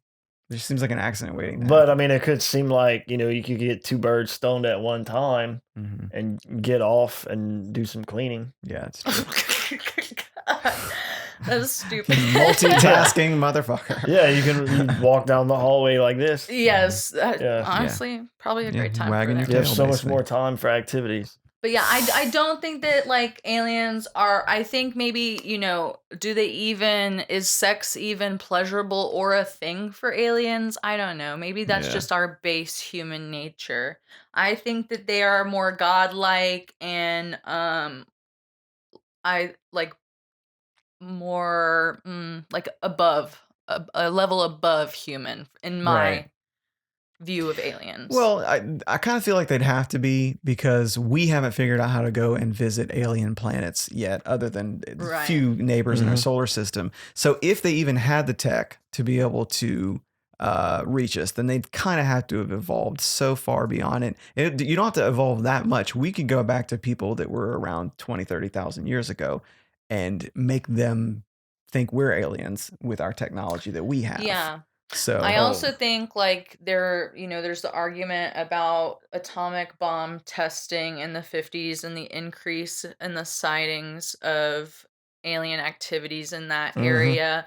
I think, the disruption of energy from the atomic bomb could have sent some type of message to aliens for them to be like, what's happening here? Yeah, it's a big And then theory. seeing 'Cause it's like what's the going on and late being like, 40s is when it yeah, started happening. goodbye, right. getting away. Mhm. And then also, I think that all historical depictions and accounts of angels are aliens. Yeah. I'm very Could be inclined to possible. basically believe a lot of that. I've tried to float the idea of Jesus was probably just an alien to some evangelicals and former evangelicals. And they just all kind of that's their sacred, thing. So they don't want to be open to it. But I just thought it would be so easy. Well, I mean, it wouldn't be that far off from the story anyway. Right. His Almost the whole dad lives in the fucking sky. So does he. He Yeah. came down for a little while, And then It's went not back, like yeah. it's not that much more. There's more different. almost nothing about the story of Jesus from a Christian's perspective that would not also be true if they were just simply an advanced alien race. Yeah. Almost none Yeah. of it. He walked on the water and stuff. Yeah. It could be aliens. That's a big thing about the crafts and stuff. Was the whole way they don't operate like vehicles we have, like Mhm. on land or even aerial. There's a propulsion Right. source that makes it. Yeah, the Move. anti-gravity thing. And they don't have that. They Mm. take it's like they take gravity and like reverse it. I see. That's how you can walk on water. I also think that another thing that could allow aliens to have interacted with humans is interdimensional travel, which Yeah. I have not taken a science class since high school, but I am confident that that's what's happening. Yeah, I brought that up. Also, Bigfoot and other cryptids are in that as well. They come through the interdimensional Yeah. portal. I've heard of that too about Mhm. That's the reason. We don't see 'em. Because the whole thing is like, I would always say, as much as I believe in Bigfoot, if they're like a species, a creature, they're too large to be out there. Right. Like, but that was the whole thing is like, if they're aliens, and there's like, I watched documentaries on this. I'm a huge pothead, and they'll have like, they'll usually, where they'll record Bigfoot sightings and UFO sightings, they usually happen very close to each other. That portal, man, they're both Yeah, so slipping that's on why through. that's how Bigfoot ends up Mhm. not being really seen, or like how we can't catch Yeah. one, or like find a community like the chimpanzee show, Right. where there's a bunch of them living in the woods Right. together. Mhm. Right. It's because they leave. They Yeah. turn into like little orbs and stuff. Mhm. I brought up the concept of like traveling through dimensions when Don was here, but his fucking 75-year-old brain couldn't comprehend it. Yeah. Yeah. Save that for the professionals. Yeah. So we like to wrap up each episode with a hypothetical question for our guests, and it's a question that will hopefully illuminate what in the guest's life rivals stand up in importance and meaning. For you, it's not necessarily stand up. There's a handful of things that you're drawn to that are creative, but Mhm. also would involve fame and notoriety in a way Right. that not a lot of other things do. And in that context, for me, it is stand up at this point. And so, like, I thought about what I would give up in my life to get where I wanted to be as a comic. And it occurred to me that I would, for example, give up sex for comedy. Yeah, I listened to or I watched the video where you said that with Garrett, and I was like, "What? Yeah, that's what Yeah. I said too. I almost quit hanging out with What? him. Almost dissolved the whole podcast. I need to Yeah. reassess this." But then also recently, like I had been in like a relationship where like that was off the table for medical reasons, and honestly, I was like, I kind of enjoy not thinking about it. Yeah, I mean, it's a lot that goes into it. And so, if you had to make a deal with the devil so that Yeah. like what the things that you long for, uh, the things that creative performing types of things that Yeah, you that maybe you're like I interested think in. performance artist would be like a title that I would be proud to have accomplished. Yes. I would be willing to get pregnant with Satan's baby and give birth to the baby and like let them do it with them. If they want to sacrifice that baby, that's cool. Right. I'd give my firstborn. That's intense. And I feel like I feel like sex is more intense than that. no. That's what I'm saying. It's like those are comparable. I'm glad you said that because basically that really gets to the core of the question, which is just, how important is your passion for, in this case, like performance art? Yeah. How important is it really? What else would you sacrifice? If this were an instance where I were giving something up and then I would wake up tomorrow and I would be able to have access to the resources to accomplish what I want for my performance art and live in that world, definitely firstborn right on the table. Mm-hmm. Yeah, that's true passion to Yeah. me. Like that really kind of like sums it up. It is at the pinnacle. Yeah, I do not want children. I will never have a child of my own. Like, so it's not maybe the most meaningful thing coming from me, and maybe like the devil would read my mind and be like, no, it Well, has to be something you want. If you go through the whole pregnancy and all that Yeah. and childbirth just to sacrifice, But I would does need show to a have lot, the yeah. guaranteed money to fix the body after that. Yeah, it's havoc, absolute havoc on Yeah. you. You Right? said something interesting, Michael. It is the firstborn child doesn't make because anybody can give up a middle kid, Yeah, whatever. I'm tired of that Yeah. one. What's it gonna do? Yeah. Yeah, I think, man, I'd be willing to give up quite a lot. I think like I have a friend who's a painter, and yesterday he was kind of talking about like how access to like the basic resources is kind of like what's gatekeeping almost from achieving greatness, and like to think about that barrier removed and like what could be accomplished by me or him or different artists, like I'd be willing to give up a lot. Yeah. Yeah. Okay. Well, so it seems like most things are on the table. So if we're going to zero in on something, what's not on the table? What's something in your life that's so sacred that Sex. you're like, sex? Okay. Yeah, it would be like an immaculate impregnation. Gotcha. Yeah. Yeah. Yeah, you know what? I really did think I honestly could have gone without sex recently. I was like, I think I'm past that. And for me, I guess y'all, I haven't been knowing y'all that long, but I am a slut. And so Yes. Yeah. We're fans. Big fans of sluts. Love them. Yeah. I love that. But I honestly was like thinking to myself, like, I think that maybe I am like past that mentally. But then like, last night I went out or something and like, I was like, no, definitely not past that. Not past that at all. I think that physical pleasure is something that would be hard to give up. Yeah. Yeah.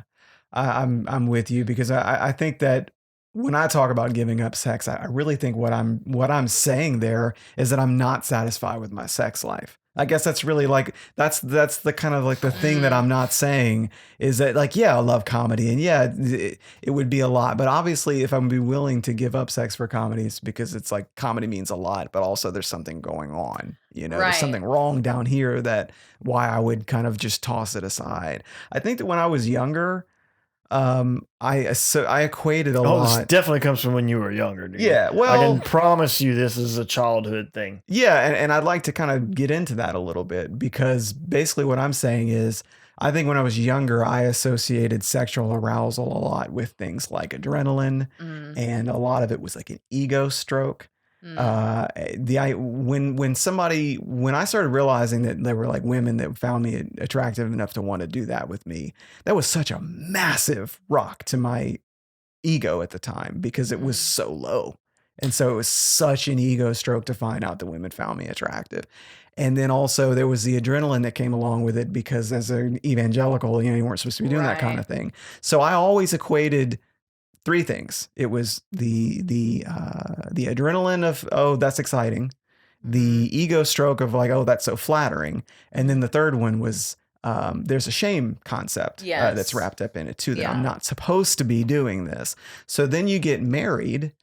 And if you're a Christian, you get married and you start having sex. I don't think very many people these days actually get to the wedding phase of their life and they've never had sex before. Mm. Mhm. But let's just say that you did, like me. Um, how are you supposed to be aroused by sex if for your entire life leading up to that moment, shame Yeah. was a necessary component of Right. it? Yeah. And then you take Mhm. the shame away and now you're just supposed to enjoy sex. It doesn't make sense anymore. Right. And then, like, if you're in that kind of specific situation, how do I know what I even like? Right. I haven't explored probably even like your Mhm. own self. Mm-hmm. I think that shame is doing a lot of damage to Yeah. to Yeah. people, like sexually especially because how that manifests, like for me, I'm definitely like the gal that's sex equals love. Right. So, you use it as a tool and, you know, I'm definitely in a different place now than I was. That's a stupid thing to say. I'm in a different place now than I was before. Right. Um, but ulterior motives and like connecting with people, it's just such a sticky mess. Sex, I honestly like did not put that much thought behind it for a long time. I was throwing it at whomever would take it. Mm-hmm. Please just take it. Mm-hmm. And like that's like you have to keep your energy precious because you're giving it away. At least, Mhm. I don't Yeah. know. Well, yeah, I guess that just means I mean, I mean there's two things about that. One is that I know that from the whole religious pressure to not have sex, usually there's a like if you go back to like study Jewish culture, there's usually ended up being some kind of very practical reason why somebody would have say like don't eat this food or don't wear clothes Right. made out of this material and maybe don't have sex with whomever all the time because of there's unwanted pregnancy and disease and all that kind Mhm. of thing. It usually ended up being some kind of really practical reason why they told people not to do things, but then Mhm. you don't evolve like what the culture changes, technology changes, you can have casual sex and to a great extent you can avoid and or treat, anything that Right. might happen now. So it's like the religion doesn't get updated to reflect modern Mhm. technology and societal Yeah. changes and stuff Yeah, like and it's that. also a huge tool for like sexual predators is the shame aspect of it. Yeah. Yeah. They Yeah. they Yeah. use it big time, Mm-hmm. you know? Yep, Mhm. 100%. So that's that, and then the other one was, you talking about energy. That's the only thing about really just being super casual with sex that kind of makes sense to me. And I couldn't tell whether you were saying that you had a shift in your mindset about it. I thought you were saying that like take the shame away from anything. There's still an exchange of energy going on Yes. Mhm. that if you want to be more when you start to realize how precious energy is. Yeah. Yeah, yeah, You're it's like on like your, emotional, your mental, your physical, all of that, whether or not, sex is good, bad, 5 minutes or, 30 minutes, whatever, that's you are giving out your energy. Right. And like, just for me specifically, like, there was a period of time, like, so, like, I had the mental health break. Before and after that, like, I was just like running through people. Mm-hmm. I just wanted something where I didn't care. Yeah. And, like, no matter what they tell you about treatments, there's repercussions, honey. There's repercussions physically. You can get treated for a lot of stuff. And I think, like, external genitalia, probably you get the luckier draw with having a penis. Right. But the vagina, oof, it is an angry lady Yeah, that can get. So it's such a delicate flower, they Yeah, say. it's a very fragile ecosystem. Yes, fragile, Yeah. the most fragile ecosystem. That's Yeah. it. I'm gonna be honest. This, like, I was shitting my butt out, like, having to interact with y'all. But, like, this, I was like, okay, I finally feel like we are people now, rather than just Right. me being like, Yeah. Yeah. We tore some walls down. Definitely. I definitely have a lot of walls up, and it's nice to have these interactions and remember that, like, you know, appearances are just that. You have you have to give people a chance. Yeah. You have a date coming up, Yes. at least that I know about, and if any other dates you want to plug. So it's first is Ghost Roast, right? Yes, Ghost Roast, December 17th, Mhm. at Artmosphere. That's my only date I got right now. Okay. My socials, Instagram is Unkindness Conspiracy, which is 2 terms for groups of ravens. I feel very clever by that. But yeah, I hit up the open mics in Lafayette. I'm living here full time now, so I'm excited to see people more in the Yeah. community. Oh, that's it, huh? Yeah, I think so. All right. Well, you guys keep plugging away at them. We'll see you next week.